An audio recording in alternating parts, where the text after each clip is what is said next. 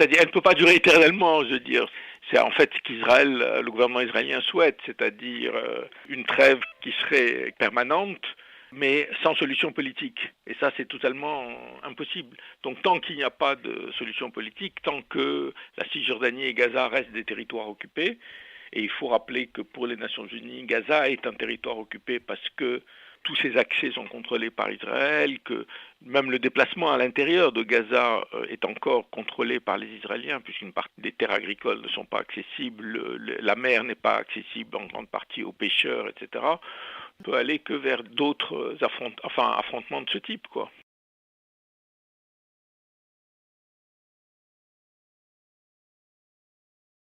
C'est incontestable que le Hamas sort gagnant de cette confrontation, à la fois parce qu'il a prouvé une capacité militaire et la capacité de faire du mal, entre guillemets, à Israël qui est relativement importante, ça c'est la première chose. Ensuite, parce qu'il a obtenu, en tous les cas, c'est ce qui est prévu dans le cessez-le-feu, un allègement du blocus que la communauté internationale demande depuis très longtemps, qu'elle n'a jamais obtenu, donc il fait la preuve que l'utilisation de la force permet justement d'obtenir ces résultats. Et puis là, il est devenu un interlocuteur normal, non seulement pour Israël, même si c'est de manière indirecte, non seulement pour l'Égypte, mais on a vu ce succéder à Gaza, le Premier ministre égyptien, le ministre des Affaires étrangères tunisien, on a vu le soutien que la Turquie a apporté.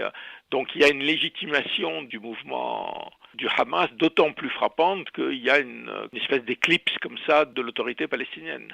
Il faut faire une différence. Israël a obtenu un soutien à peu près total des États-Unis et de l'Union européenne, dont la France. Et ça, bon, c'est pas nouveau, mais maintenant, je veux dire, cet appui de l'Union européenne est quelque chose qui conforte les gouvernements israéliens, quels qu'ils soient.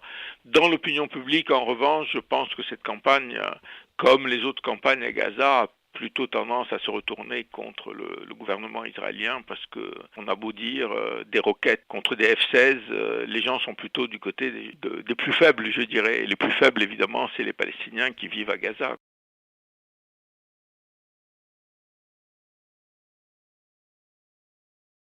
Il n'a aucune marge de manœuvre. Alors, il va essayer de se rattraper aux Nations Unies la semaine prochaine en présentant la candidature de la Palestine comme État non membre aux Nations Unies, mais toute sa stratégie de négociation est complètement par terre. Le gouvernement israélien ne lui donne aucune marge de manœuvre, à tel point qu'il y a un certain nombre de commentateurs qui pensent réellement qu'il y a une politique délibérée de Netanyahou de mettre en avant le Hamas pour justement éviter d'être confronté à la possibilité d'une négociation avec les Palestiniens en faisant durer l'impasse. Et puis, je dirais, l'autorité palestinienne est soumise à énormément de critiques à l'intérieur. Il y a eu des manifestations sociales importantes. Le Fatah a perdu 3 villes importantes au cours d'élections municipales face à des dissidents du Fatah. Il y a une vraie crise de l'autorité palestinienne. Je pense, enfin, personnellement, qu'elle ne se remettra pas. De toute façon, elle est dans une impasse stratégique et elle n'a pas de solution de rechange. Le fait d'aller aux Nations Unies, c'est une manière d'essayer de sortir de cette impasse, mais je pense que ça sera bien difficile.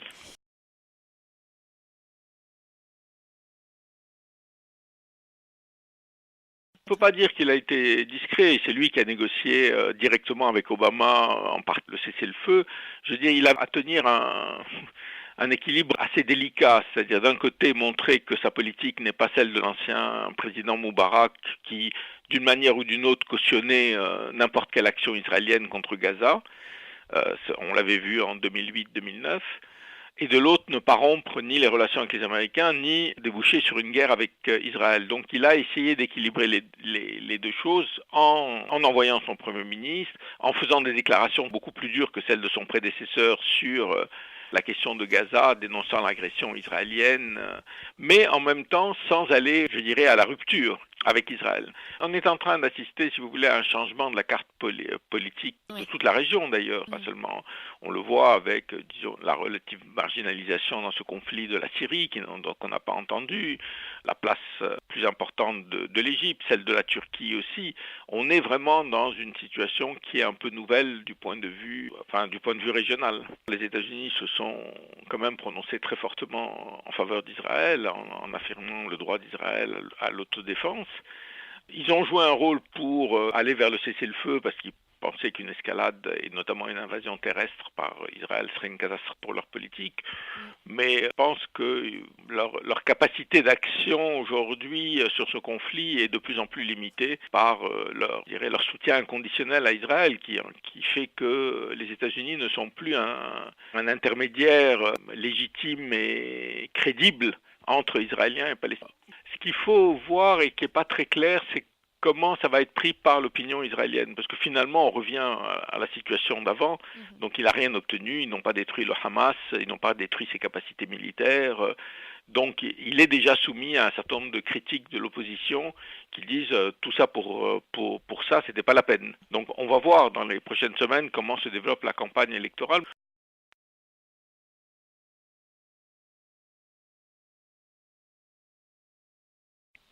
D'abord, c'est un bilan humain qui est quand même assez lourd et totalement déséquilibré, puisqu'il y a en gros 150 morts d'un côté et 4 de l'autre, ce qui indique quand même qu'on n'est pas dans une guerre classique avec deux adversaires équivalents. On est face à une des plus puissantes armées du monde face à un groupe de quelques centaines de personnes. Donc ça, c'est quand même important à rappeler. Il y a beaucoup de destruction et de destruction pas du tout seulement de cibles militaires, mais aussi de cibles civiles que Israël maintenant vise de manière systématique, des lieux administratifs, les sièges du gouvernement, etc. Bon, ça c'est sur le plan humain. Maintenant, sur le plan politique, c'est évident qu'on revient à une situation antérieure, c'est-à-dire que, évidemment, il fallait que ce conflit prenne fin à un moment donné. Je pense que, contrairement à ce que dit le gouvernement israélien, il n'a pas atteint ses objectifs et que, en fait, malgré la destruction par l'armée israélienne d'un certain nombre de rampes de lancement de roquettes, de missiles, ce qui est frappant du point de vue militaire, c'est le fait que, je veux dire, aujourd'hui, le Hamas est capable de frapper les villes israéliennes jusqu'à Tel Aviv, même si encore de manière limitée, et que sans doute au prochain conflit, il sera encore plus capable de le faire. Et donc, bon, ça confirme une chose que, d'une certaine manière, on sait, c'est-à-dire que toute trêve, c'est une trêve entre deux guerres. C'est-à-dire que tant qu'il n'y a pas de solution politique au conflit palestinien, il est évident qu'on connaîtra d'autres épisodes de ce type. Mais c'est vrai que les missiles changent un peu la donne, dans la mesure où ils rétablissent une certaine forme, on ne peut pas dire d'équilibre, mais une certaine forme de rapport de force stratégique.